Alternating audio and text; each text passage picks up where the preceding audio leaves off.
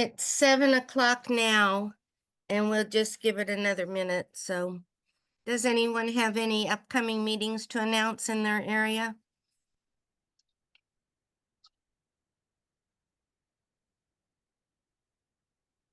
You can either put it in the chat or you can just unmute yourself.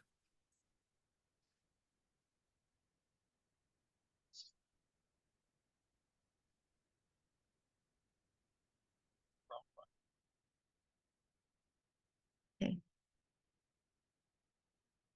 Well, the Kansas Honey Producers has their meeting coming up, and that is March 8th and 9th in Salina. And the information will be on the Kansas Honey Producers website. NECPA has 2 beginning beekeeping classes coming up. One is, Kristi, I'll let you tell them when they are. This month, February 24 and 25 in Lawrence at the Douglas County Fairgrounds. And then we're having a 1-day super simple class, March 23rd in Gardner at the Gardner Grange. And then we're doing a queen rearing class in May.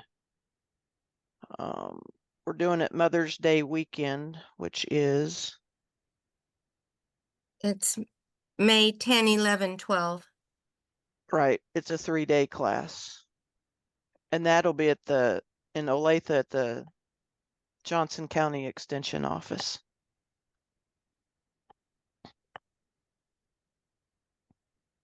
And Gary Reuter from the University of Minnesota is coming for that, so it'll be good.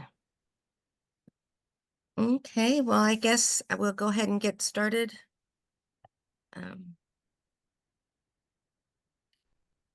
Let's see, James Carpenter says the Wichita Beekeeper Alliance, February 22nd at 6:30, swarm traps, swarm prevention and requeening. And that's the one Cecil and I are going to, and they're talking about trapping swarms. And then Cecil and I are going to talk about making nukes and requeening. So it'll be a little different than trapping swarms. So we're excited. Hey, Joy, right? I got one as well. Mm-hmm. Hey, just want to make a plug, guys, for our heroes, any veterans out there, first responders. We need mentors, just like NECPA and Kansas Honey Producers need mentors and stuff like that. So if you're a veteran, though, or first responder, and you want to help that organization out, if you go to Highs for Heroes and fill out information, we'll pair you with a new beekeeper, veteran, or first responder beekeeper that's getting started. So I just want to put a plug out for that as well. Great, thank you, Buck. So these programs are sponsored by the Kansas Honey Producers. And we would love it if you would join the club, but of course you don't have to, but they're free. And we do have the next 5 planned. And next month we'll be producing, selling, and marketing comb honey with Shelby Kittle, and Shelby's with the University of Nebraska at Lincoln. She's getting her, I think, her master's there. And then in April, this guy from the Upper Peninsula in Michigan is talking about bee huts, and he calls them apitherapy bee huts, and it's beehives inside a hut where the bees fly out and people go inside, and because of the smell of the honey and the sound of the bees, it's really relaxing for him. So he's going to talk to us about that. And then May 15th, John Speckman is going to talk to us about collecting pollen and preparing it for sale. So that's the next few months we have lined up. So I'm going to go ahead and introduce Kristi Sanderson. We've been friends with Kristi, gosh, I don't even know how many years. But she produces nukes kind of like we do, so we like it when she presents about them. And she is real active in the Kansas Honey Producers and NECBA. She's in charge of our state fair in the Kansas Honey Producers. And then for NECBA, she's in charge of the beginning beekeeping classes. So, and she's been real instrumental in getting this queen rearing class going too. So anyway, so Kristi, I will let you share your screen and take it away. Okay, thanks, Jolie. Yeah, I think we've known each other since the 80s. Late 80s, early 90s. Yeah, that's what I think. Good. Let's see.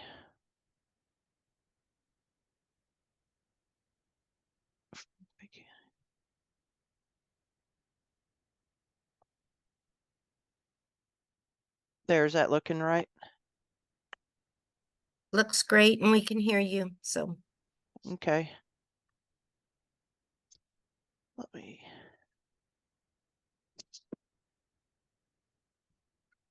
Okay, so tonight I'm going to share with how I make nukes. I know there's lots of different ways to do it, but I'm going to share with you how I do it and what works for me, and then how I sell nukes as well.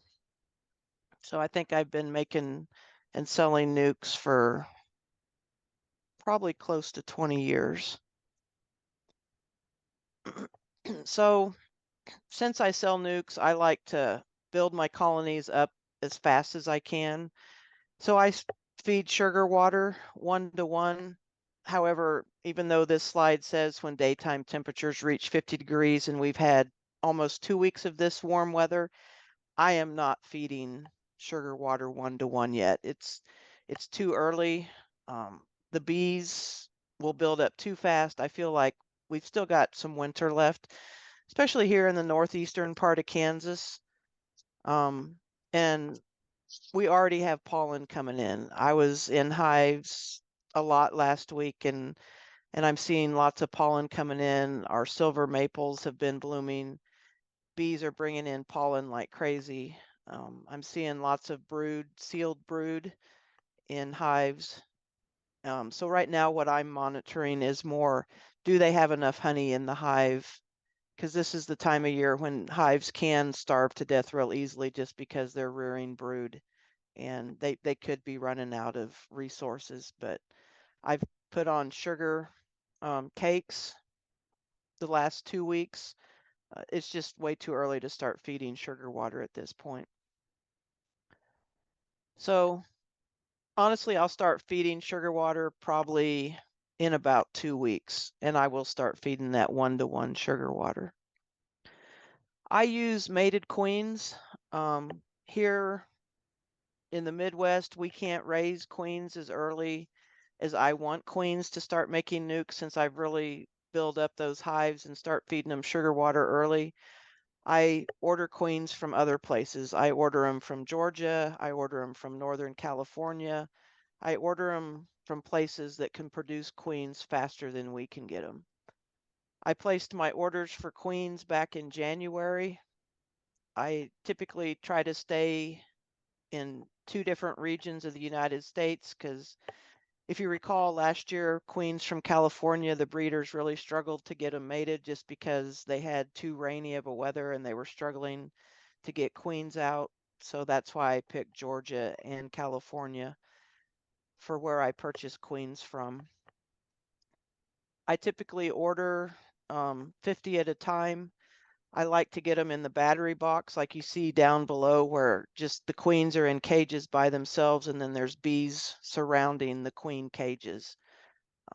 But if you're just wanting fewer than 10 queens, a lot of times suppliers will ship them to you like you see in the picture, where they're glued or stapled to a piece of cardboard and then put in some kind of container to ship them for you.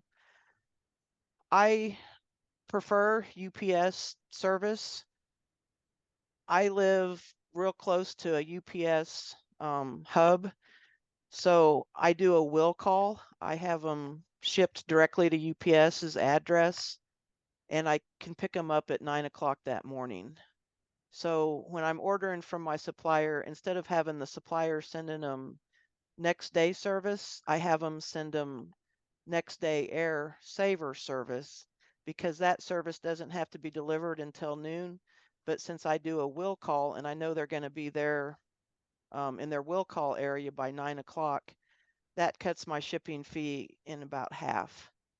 So that makes a big difference, because next day air service is a premium service that you will pay for, but you want to get them out of whatever system you're using as fast as possible. Once they arrive, the queens, I immediately check for food and water. A lot of times they put sponges, especially in the battery boxes. So I check the sponges to see if they're still moist. And if need be, I add water to the sponge. And they also include some candy in there, which is usually powdered sugar and corn syrup mixed together, so that the bees have some resources inside the battery box. If I'm getting just a few queens and they're stapled to a piece of cardboard or glued to it, I immediately, when I get home, stick my finger in like a coffee cup that I've put water in, and then touch the screen on the face of that cage just to give those bees some water. I do bank queens. I try and bank them as little as possible, but if I have extra queens on hand, before I bank a queen, I'll remove any attendants inside the cage if they came with attendants in the cage. Some suppliers do insist on selling you queens that do have attendants in the cage. They don't like to do the battery boxes. I don't know the reasoning behind that. So if they do have attendants, remove all the attendants from the cages. My favorite method is to take an empty queen cage and the cage that the queen and the attendants in, and line them up so that the holes of the cages line up, and let the attendants run over to the empty cage. And then once two or three have run over, take my finger and plug the cage where the queen still is, shake out the attendants, and repeat that process until I have the queen in a cage by herself. And sometimes you'll get lucky and that queen will be the first bee to run over, and you can confine her in that cage by placing your finger over the hole and then shake the attendants out of the cage they came in. So I make a special frame. It's just a homemade frame that holds the type of cage that the queens have come in. Different breeders use different styles of cages. So I've even made frames with duct tape when I've been in a hurry so that it holds those caged queens in that special frame. And then I make up a queenless nuke. So I find frames of brood, full frames that are sealed, and preferably with some emerging brood, so you have some good nurse bees in there. And I feed that queenless nuke sugar water 1-to-1. I want to give them plenty of resources so they have something there to take care of those queens. And when I put that frame with the queen cages in my nuke, I make sure there's a frame of emerging brood on either side of the frame that holds the individual cages. Usually I put a frame of honey in my queenless nuke, and that way they also have the resources of the honey in the hive as well as me feeding them the sugar water. So my general rule of thumb is before April 15, if I'm making my nukes, I leave 3 full frames of brood behind inside my parent colony. And then if it's after April 15, I leave 4 full frames of brood behind in my parent colony. And I don't necessarily mean a physical frame of brood. I mean, it has to be full on both sides, corner to corner, for it to count as one frame. So physically, if it's before April 15th, I might be leaving 4 or 5 frames of brood in a hive because it's only partially filled with brood. If it's after April 15, I leave 4. And that's just because we're that much closer to the honey flow. I mean, I'll adjust this a little bit based on how the season's running. But there used to be a beekeeper I learned a lot from. His name was Wendell Omis, and this was his rule of thumb, and it's served me well over the years, and so that's just what I'll pass on. So the first thing I like to do is find the queen and isolate her, because obviously we want to make sure the queen stays behind in our parent colony. And the first thing I do is separate my brood boxes, because the queen's going to be in one of them. So I take my lid, my top cover, I turn it upside down on the ground. I typically use telescoping covers, and I set it catty corner so that I'm not crushing bees as I set it down. And then as I'm going through the hive, I'm evaluating the frames of brood as I'm looking for my queen. So it doesn't matter which box you start in. It's basically the timing of the season. A lot of times if you find her in the top box or the bottom box if you use 2 hive bodies. But your first frame I take out is the one that's closest to me. I work a beehive from the side or a brood box, and that's typically a honey frame. So I leave that frame out. I set it outside the hive after I've looked for the queen. And then depending on what's going on, the next 2 frames might be honey frames. I leave those inside the box, but I pull them close toward me as I'm looking at the frames. And then let's say frame number 4 is a frame with brood on it. Then I leave a small gap between that honey frame and the brood frame, so it gives me a frame of reference to this is where the brood starts in this hive. And I methodically go through those frames of brood until I find the queen. I don't skip around. I pull, except for where I leave that gap, I pull the frames tight together, because when you leave a gap between frames, bees tend to stack up on top of each other. And when they do that, it's virtually impossible to find a queen walking around. Once I do find the queen, I isolate her. I've done that many different ways. When I was less comfortable picking up a queen, I used to take that frame of brood. Usually you find her on a frame of brood. I would put it in a nuke box by itself, an empty nuke box that I had sitting there. And then I knew where the queen was. She was on a frame of brood. As I've gotten more confident in my abilities to pick up queens, I typically use a queen clip like pictured in the bottom picture on the right. I prefer the plastic queen clips so you can see the queen through there as opposed to the metal clips. And it seems like my luck with the metal clips has been they don't close tight enough and the queen tends to escape. Well, that just defeats the whole purpose of finding the queen. When I do put the queen in the clip, I position her between 2 frames of brood. That way she's well cared for, whether it's hot or cold. I don't have to worry about, her getting chilled or overheated. And then I have used the needle cages like you see above the queen clip. You simply take that needle cage, you push it over the queen where she is on the frame. And just the hard thing about the needle cages is they're pretty deep. They're about 1.5 inches, and that's a lot of space to take up on a frame if you're gonna put that frame back down into the hive. So that's why I stick with the queen clips. So once I've gone through the hive, I've determined what brood I'm going to take away and determined what's going to be stay behind in the parent hive. I leave the brood in the bottom of the bottom box and I leave it right in the middle, and use that same rule of thumb depending on if it's before or after April 15th. And then I put any foundation, because you're going to have to replace the frames that you take away with another frame, and typically that's frames of foundation because I don't have drawn comb on hand. I place the foundation in the top of the middle box, and in the bottom box I put honey on the outside edges. If I have enough frames of honey, I'll put honey on the outside edges in the top box.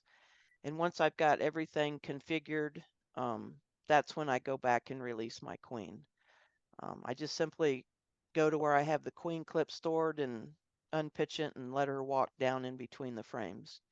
or if you've stored her in a nuke box and set it aside, always look for the queen before you place that frame back into the hive once you've taken away the brood you want. Sometimes she crawls off of that frame. I used to find her crawling on the wooden sides of the nuke box occasionally. One time I looked and looked and couldn't find the queen.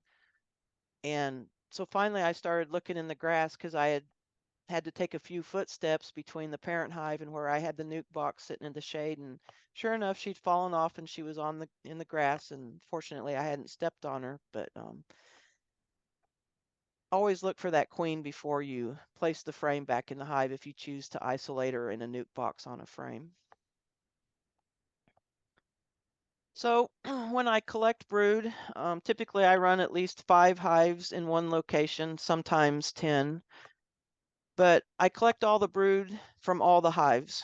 I don't worry about keeping brood frames separate from different hives.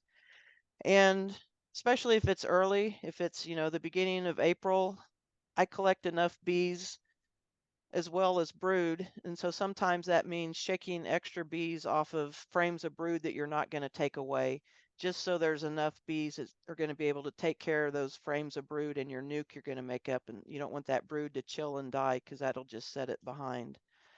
If it's hot, I've made these screened rims. They're like a telescoping cover. They fit over and on bottom of a hive body. And they work nicely to keep the bees cool. And they also help when you're shaking bees, just to set that on to keep, bees from flying back to the parent hive. One thing I am going to do with these screened rims this year is the one that goes on the bottom of the hive body. I'm going to put a piece of wood, like a foot, just so it elevates it off of the bed of my truck so more air can circulate through there easier.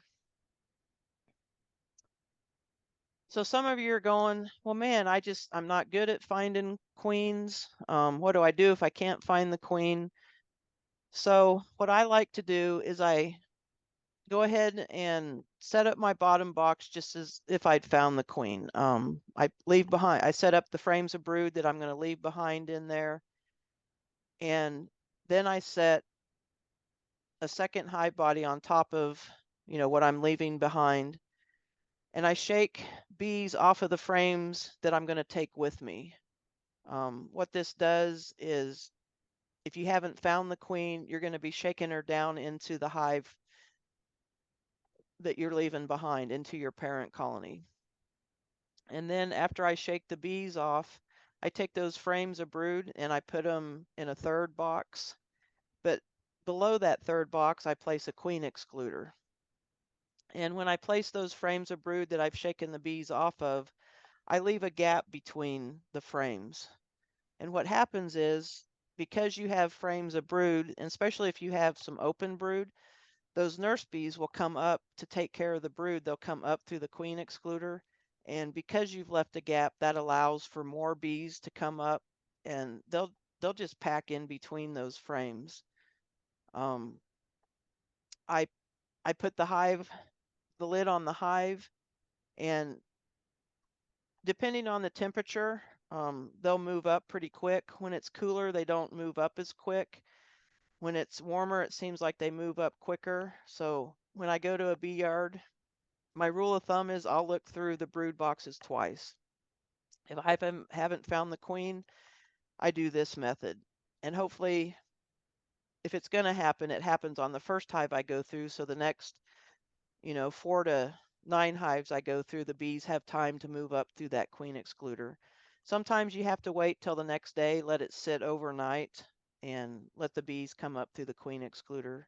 And then when you go back, you've got your frames of brood and your bees, and you can take those to build your nukes with.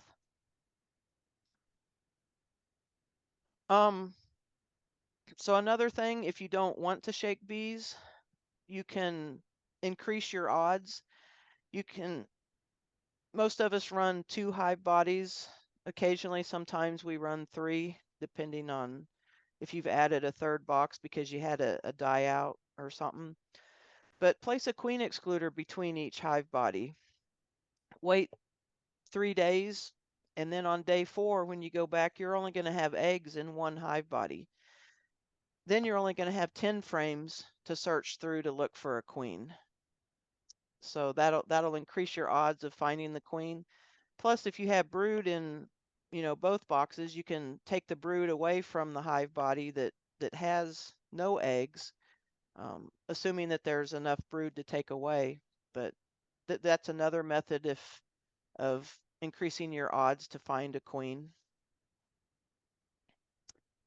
And then the final extreme measure, which if I only use it in a situation, and I think I've used this less than 7 times my entire career, is to shake bees through a queen excluder. And I've only done this when I wanted to find the queen because I wanted to kill her, because I wanted to requeen the parent hive. So I shake bees through a queen excluder. I put an empty box. I put some frames down below that I've shaken bees off of, and I have that empty box above the queen excluder, and I just shake all the bees through it. Once I've shaken some bees off of some brood, I put those frames below quickly, pull off the queen excluder just so it gives the bees more of a reason to go through that queen excluder. And, because I want to find that queen and kill her. And a lot of times you have to end up smoking the bees a lot to get them to go through the queen excluder. But eventually, either you find the queen running around on the excluder or running up the side of the box. So, and bees do get very agitated during this process. So if you have bystanders that are watching you, family, friends, I would encourage them to leave the area, because it seems like a lot of times when bees get agitated, it's the bystanders that get stung, not the beekeeper. So I've gathered the brood I'm going to take away from my hives. I make my nukes 2 to 3 miles away from the parent colonies. That way the foragers aren't flying back. I've got adequate bees that are going to cover the frames of brood I've taken away. I do have a special location where I only make up nukes. I have it close to my house, so there's not a lot of travel time involved, and that works well for me. Another way I've done it is because I have bee yards in different locations, I'll pull brood from one yard, travel to the next yard, make up the nukes from the previous yard in the new yard, and then pull brood from those hives and go to the next. That works good as well. I mean, but I would consider your windshield time, because I was spending a lot of time going around checking the nukes, getting queens accepted, and so forth. Make sure it's convenient to get to your nukes, because you're going to be needing to feed them a lot of sugar water. You're going to be releasing your queens. You're going to make sure your queens get accepted. So, if we get a bunch of rain and for some reason it's too wet and you can't get there, you've just set yourself back and possibly lost that nuke, especially if you can't feed it and they run out of food. So make sure it's a convenient place where you can go check them.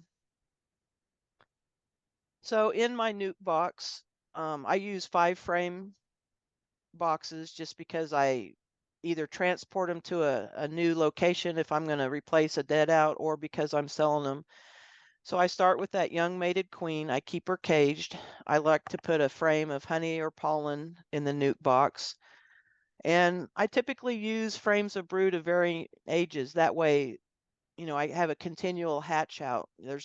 I know a lot of people like to use frames of sealed brood only.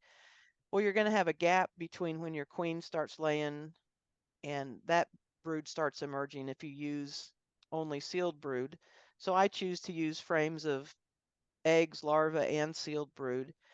And the day I make them up, I start feeding them sugar water 1-to-1. I typically use entrance feeders with a jar. That seems to work fast. I can fill them fast. That's what I like to do. So if there are attendants in the cage, I remove all attendants immediately.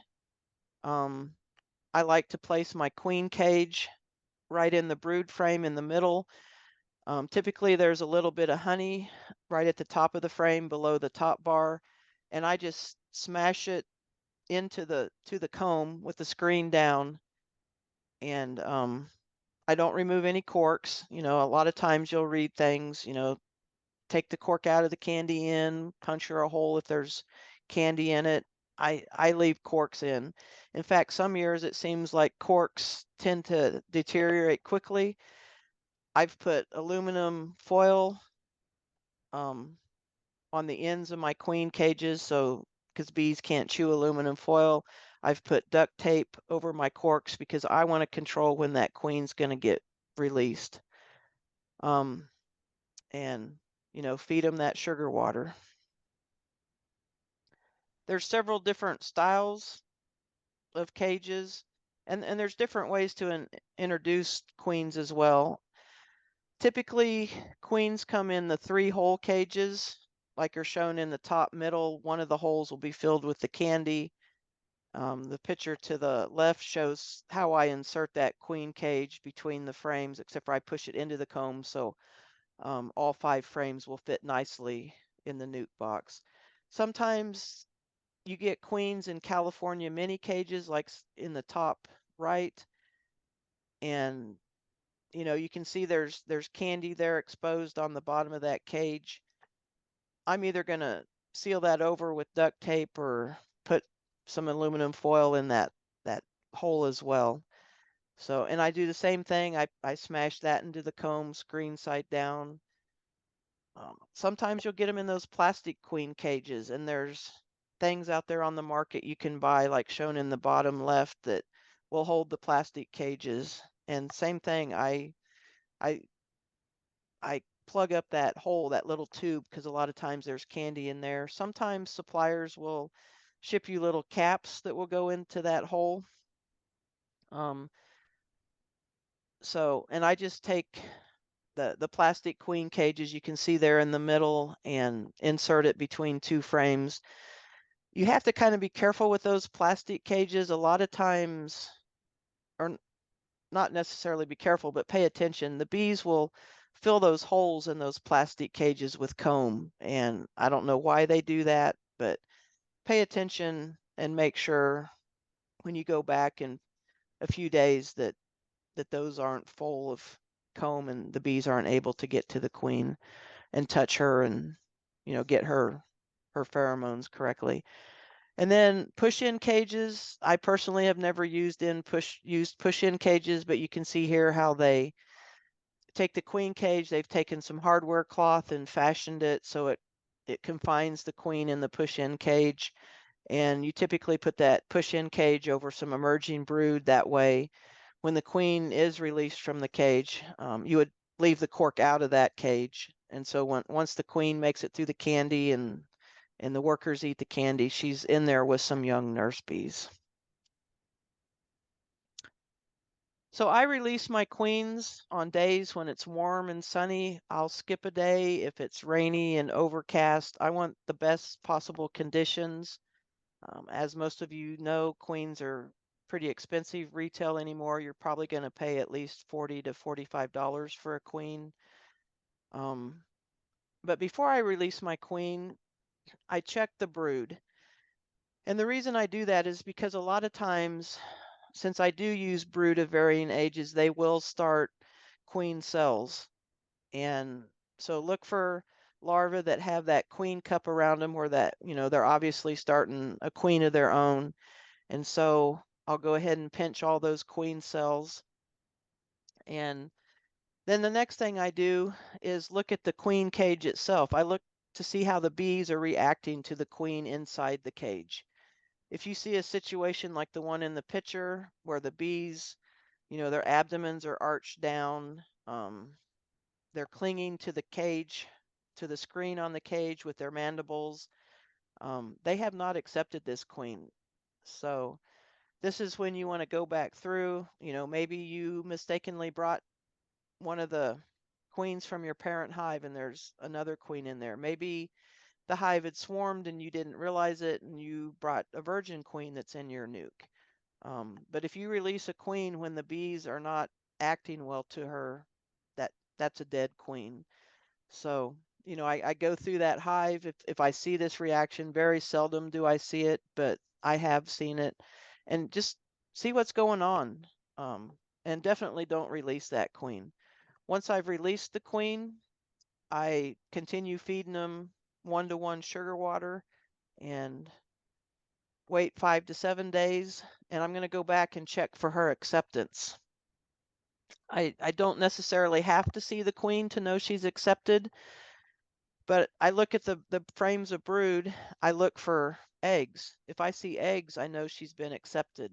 I recheck those frames of brood for any queen cells that I might have missed when I released the queen, because by now it's going to be capped over and hanging down more. And, I pinch those off as well. And if I do miss a queen cell and that virgin queen happens to emerge, that virgin queen will kill my mated queen every time. So, I spend a lot of time on those frames of brood that I initially started the nuke with, looking for those queen cells, especially on that visit between days 5 and 7 when I'm looking for acceptance. A lot of times I go ahead and look for my queen though, especially if I'm selling my nuke, because I want to put a mark on her, because there's, an international queen marking system. So a young queen tends to keep on laying and doing her job, even though you've got that frame pulled out and you're in the sunlight. So, she's a little bit harder to find, even though you're only looking at 3 to 4 frames that have brood on them. So she might have her head poked down in a cell like you see. A lot of times, because it's a young queen, you'll see that retinue that's around her, and the bees are just anxious that she's there and laying. So sometimes she'll have her abdomen back down into a cell, and all you'll see is her thorax that's black and shiny. So just kind of be aware that she's not always going to be walking around, and you're not going to see that big fat abdomen as she's walking around. So I tend to mark the queens the way you see in the bottom picture. I simply pin the queen on the frame.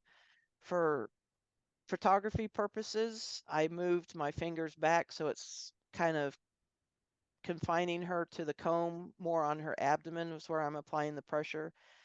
You don't want to do it there. You want to do it more up along her thorax to where you can't hardly see her, and then I take my pin and I dab her thorax. If you do it on her abdomen, you're pinching off her airways, her spiracles, and she'll actually faint on you. And when I did take this picture, this queen actually did die because I held her too long so we could get a picture. It was a hot day. So just be gentle with your queens, and hold, if you're going to do it like this, hold it more up around the thorax. I do use a queen marking tube like pictured above. The thing I don't like about queen marking tubes is I want to know how much pressure I'm applying, and sometimes it's hard to judge when you're pushing up that plunger and pushing the queen up toward the screen. Are you applying too much pressure, and are you going to injure your queen? And then as you can see by the color of the bee's abdomen over on the left, that shows the marking system. That's the number that ends, like this year is 2024. So, we're going to be marking our queens green. And then a good acronym, or I can't say the word right, acronym, there you go, that you can use to remember that is, will you raise good bees? So white, yellow, red, green, and blue. So when I go back and recheck a nuke and I see no evidence of a queen, one of the first things I do is look and listen. A lot of times you can hear that virgin queen. She likes to pipe. She likes everybody to know that she's there. And so she lowers her abdomen onto the face of the comb and vibrates it, and it causes a piping noise, or a peeping. It's kind of a beep, beep, beep, beep, beep. And we can actually hear that with our ears. I also look for a queen cell that a queen has emerged from. Did I miss one somewhere? And, you know, you'll see that queen cell with the trap door on it or the open door. You can kind of try and judge the temperament, but it's pretty tough sometimes in a small colony like a nuke. It's not always a dead giveaway that they're queenless or not. So what I like to do if I really want to know for sure, is add a frame that has eggs on it and see if the bees start queen cells.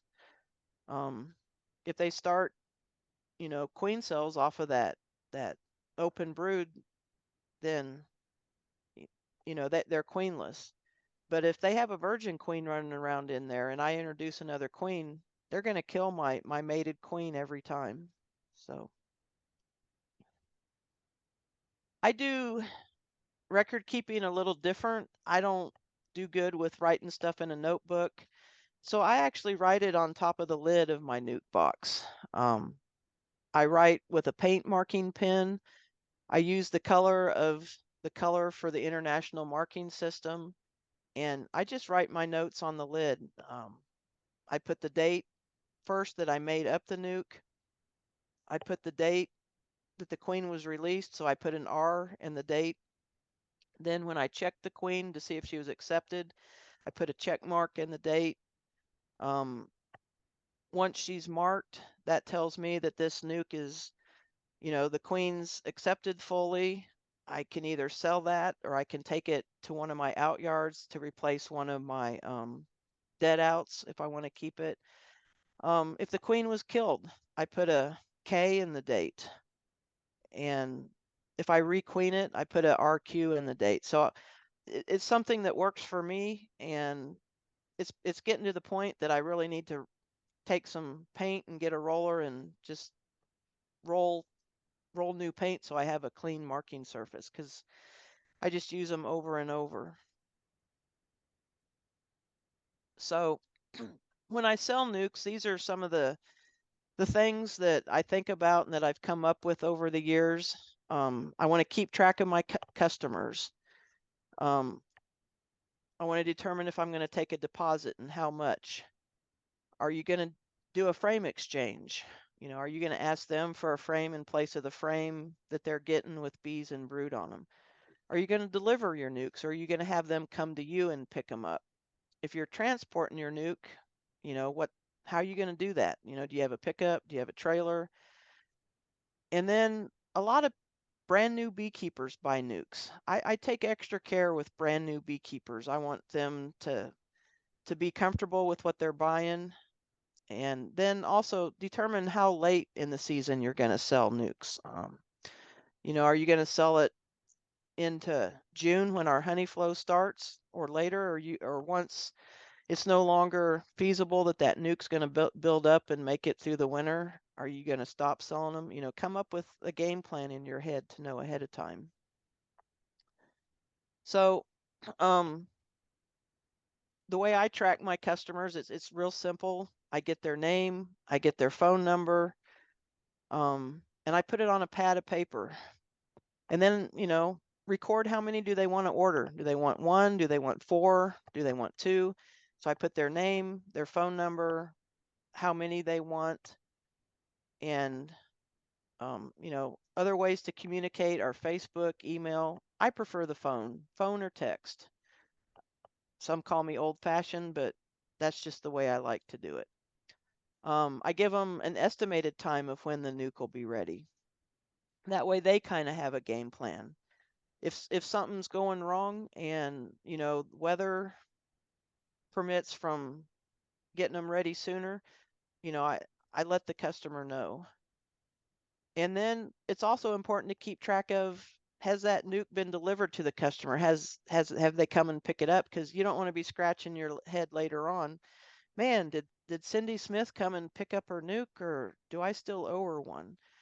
And then also, is there a balance due? Did you make them pay in full? Did you make them pay a deposit? I write that next to, on the same line that I write their name and number. So I do collect a deposit. I ask for a $50 deposit.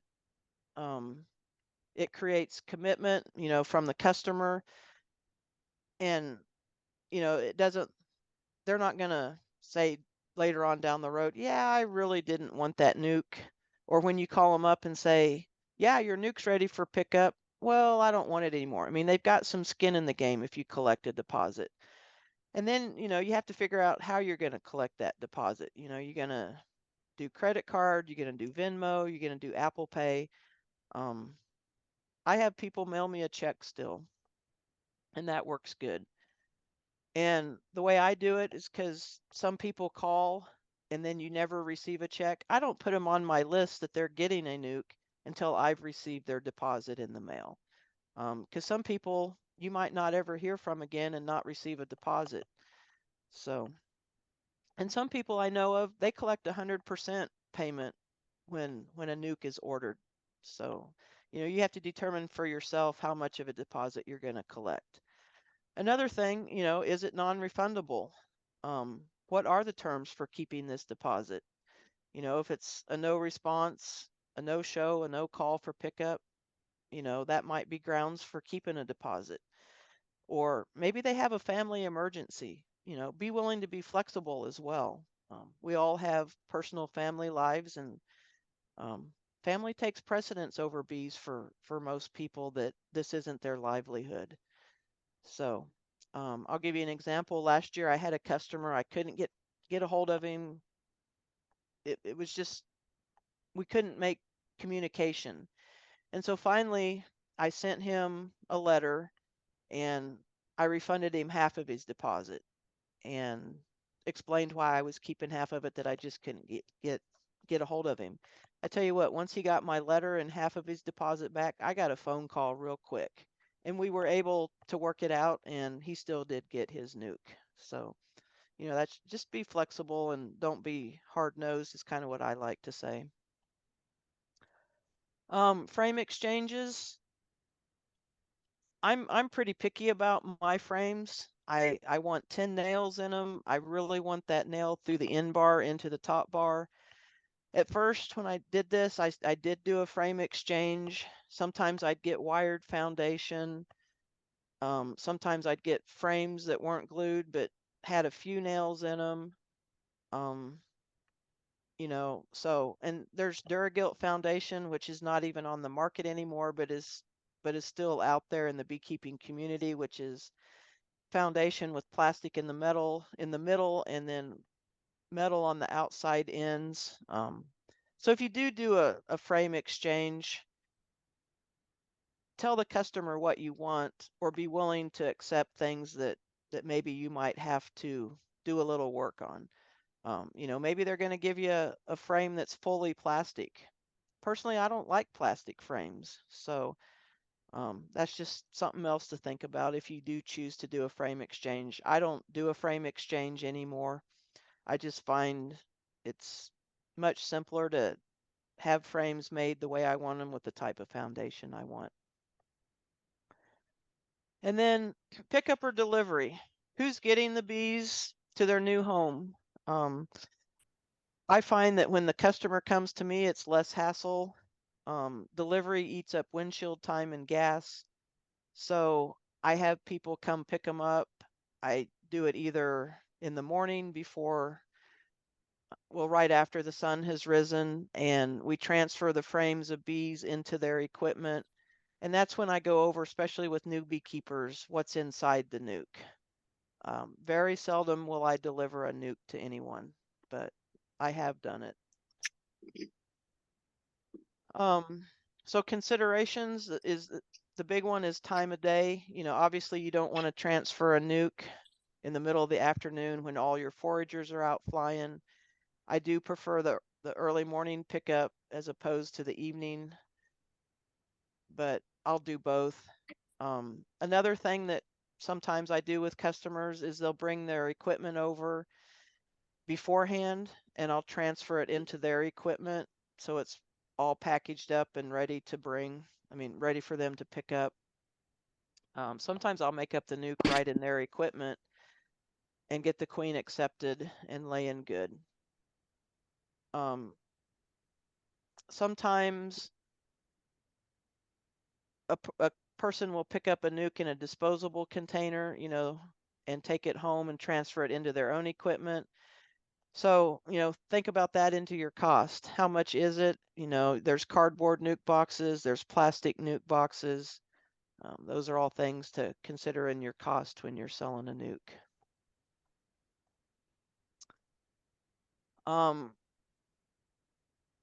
When you're transporting a nuke, especially a customer, I always like to close off the entrance, even if it's their own equipment. New beekeepers, they're scared of being stung, and a lot of times they show up in a car, they may not have a truck. Sometimes they show up in a minivan, they've got a kid or two in there. So make sure you've brushed off all the bees before loading it. And I like to use ratcheting straps. I tell the customer, bring a ratcheting strap. I tell them to bring an entrance reducer. And what I'll do is I'll take the entrance reducer and I'll tape off the small hole. I'll just take a piece of masking tape and just wrap it around the entrance reducer so it closes off that small hole. And if it's hot, I've got some hardware cloth and I'll use screen to close it off. I'll just cut it to the length of the entrance and I'll make it like a V so when it expands open, the tension closes off the entrance.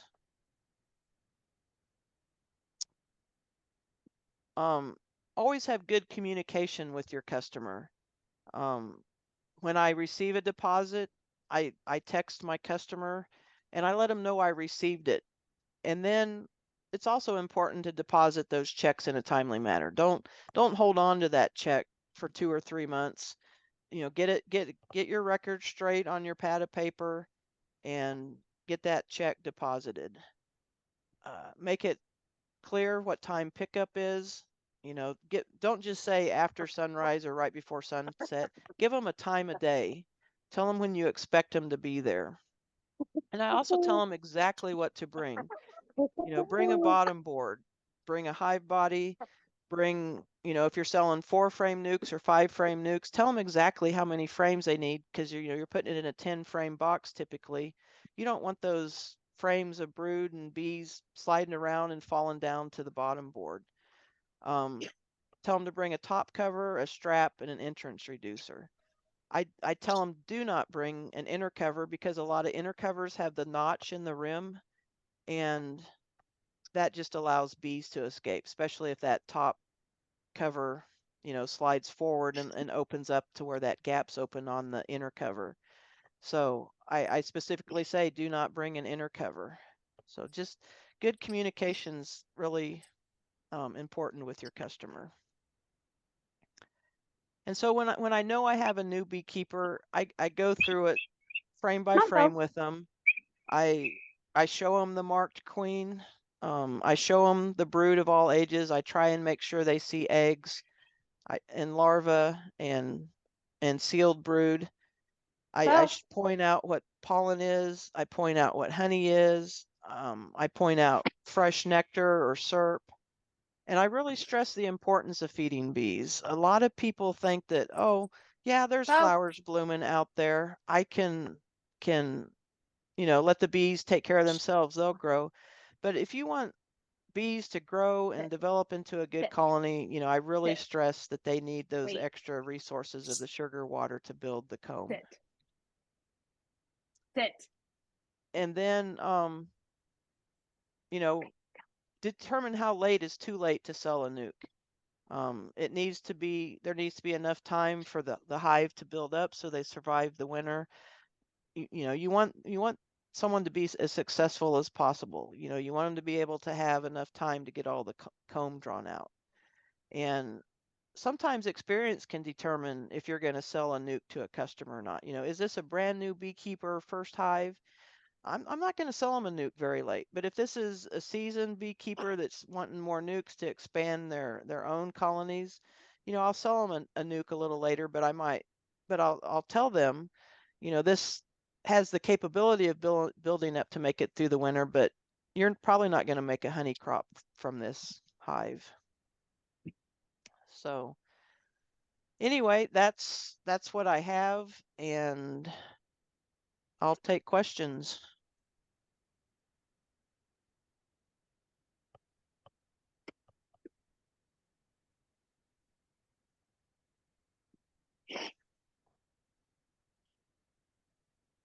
there anybody Kristi, out do there? you want to just talk for a second about your mentoring that you do, if anyone's interested in having you do that? I mean, you don't have to give a whole talk, but you Sure. might mention. I've been mentoring beekeepers for, I think, 8 years now, maybe 7. I'd have to go back and look. But it's mainly new beekeepers, and I go out to them, to their hives, and we go over what's seasonally timely. Like here coming up, like I've already seen some customers this year. You know, we talked about food stores, how to assess the food stores. When it was warm enough, we looked at the brood pattern and talked about feeding, how to feed if it was necessary to feed their hive. I'm pretty loose with my mentoring. I let the customer call me, and customers are varied. Sometimes, you know, I've got some customers that only call me twice a year. They only want help splitting their hives and doing a fall check.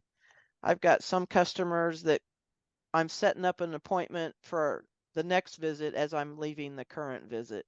So I don't I don't stipulate you have to see me X amount of times. I let the customer determine how often they want to see me, and that seems to work out good. I do um, invoice them right there on the spot. I don't do good with invoicing once I get home. Things tend to get lost because I'm busy with my own bees and other people's bees. Because I do also manage beehives for other people that just think it's cool to have hives. So, and some people I make extract their own honey, and some people I extract for them. So when I first started this, my goal was to work myself out of a job with each customer. And I have done that with quite a few customers. And that, to me, that's the most rewarding part. But I've come to realize that some people, they just want somebody there, whether they're watching me do it or whether I'm guiding them doing it, and they're always going to be wanting someone there. And then there's those people that I resisted for several years that, no, I'm not going to take care of your bees for you. If you're not going to do it, you don't deserve bees. But some people just really want someone to take care of their bees for them. And honestly, that's a whole lot easier to go out and take care of their hives than to try and explain to them how to take care of their hives. Well, good. We do have a few questions now. Okay. You buy your queens. Is there a particular like type of queen? I prefer Italians. I like the way they brood up in the spring. I like how they're golden yellow. They're more yellow bee. I have a harder time finding darker queens, but that's just selfishness on my part. I just want to be able to find my queens as fast as possible. And what is the going rate for a 5-frame nuke in the area? I don't know. I sell a 4-frame nuke and I sell that for $220. So I really didn't look around much what 5-frame nukes were going for. I do 3 frames of brood and a frame of honey. All 4 frames will be completely drawn out, no foundation. And a lot of times there's brood on all 4 frames, but one of them will be mostly honey. When feeding sugar, do you also feed pollen or pollen patties? I do not. I never feed anybody else's pollen that they've gathered. That's a good way to spread diseases. If you're going to feed any pollen, it should be a pollen substitute. And I mean, like I said at the beginning, you know, we've already got silver maples that have been blooming. Bees are bringing in enough pollen here in the northeast part of Kansas. It's just not necessary to feed a pollen substitute. And when you do feed pollen substitute, you also have to be careful. The small hive beetles like that as well. So if you put more pollen sub in there than the bees can take care of, you're attracting small hive beetles as well. A couple of thank yous, and someone wants you to go back to your queen marking slide. Okay. That was quite a ways back. Sally, did you want to ask her something, or did you just want to take a picture of it? What did?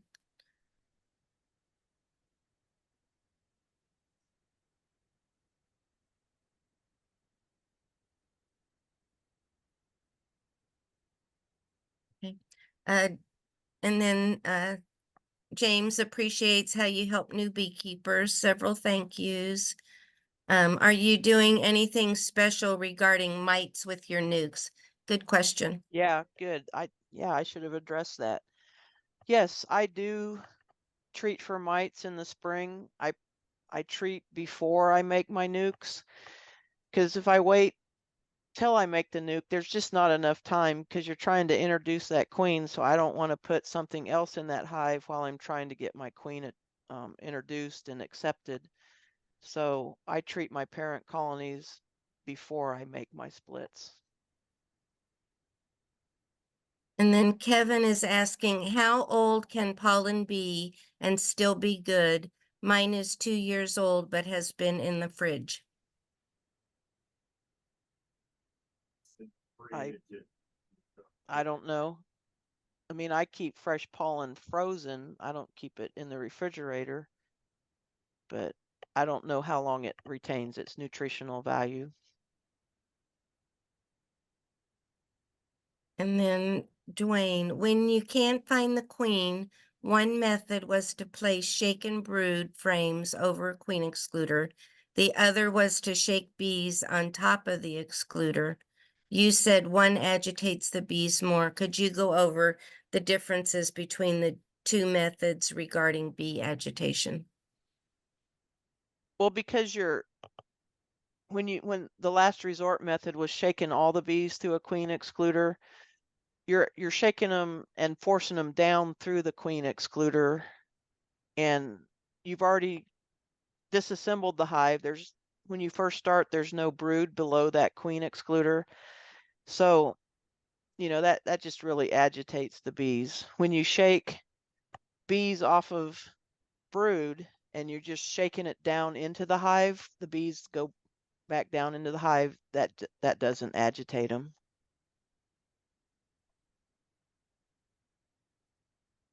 And then Joe Patrick, what mite treatments are you using in the spring? I typically use Apigard.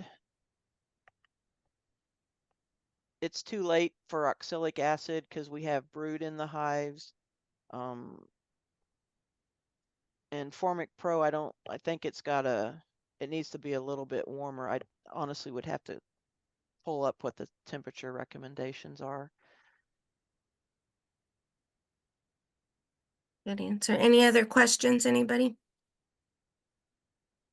I got one. I was typing it, but I'm taking too long to type it, so I apologize.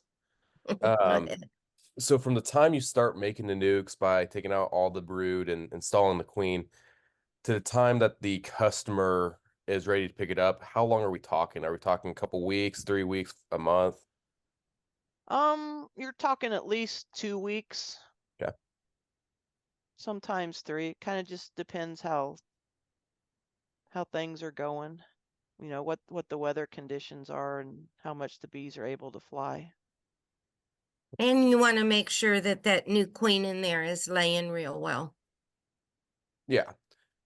I just didn't know if I guess my biggest worry is that they build up so fast that they start making swarm cells because they don't have enough space to really grow. And I know I have extra nuke boxes that I can set on top and make a double story nuke, but I really don't want to do that since this is my first year. I just want to make sure if I'm making it for a friend, I can make it Right. I and mean, get it if out. your nukes are getting overcrowded, go pull a frame of brood from them.